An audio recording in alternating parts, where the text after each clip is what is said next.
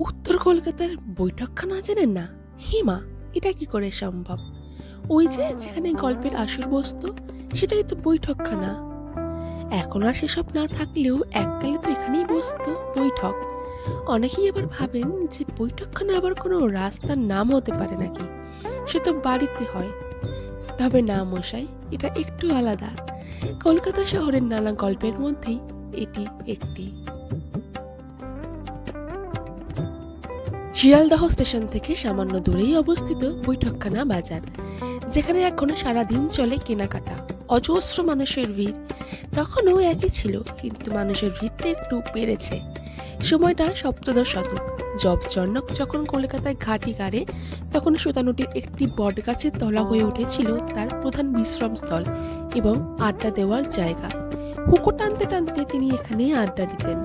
ব্যাপারীদের সাথে এই গাছের তলায় বসে আড্ডা জমাতেন, নানা বিষয় নিয়ে আলাপচারিতা করতেন। ব্যবসায়ীরাও এখানে জড়িয়ে নিতেন। বউবাজার স্ট্রিট এবং লোয়ার সার্কুলার রোডের মিলনস্থলে ছিল এই বিশাল বটগাছ। কালক্রমে এখানে বাজার বসতে শুরু করলো। তারপর আস্তে আস্তে জায়গার নাম হয়ে উঠল বৈঠকখানা বাজার। পরে অবশ্য এই গাছ কেটে ফেলা হয়। সেই গাছ আর তখনকার মানুষ না থাকলেও আজও বৈঠকখানা বাজারে অনেক মানুষই গল্প জমাতে বসেন।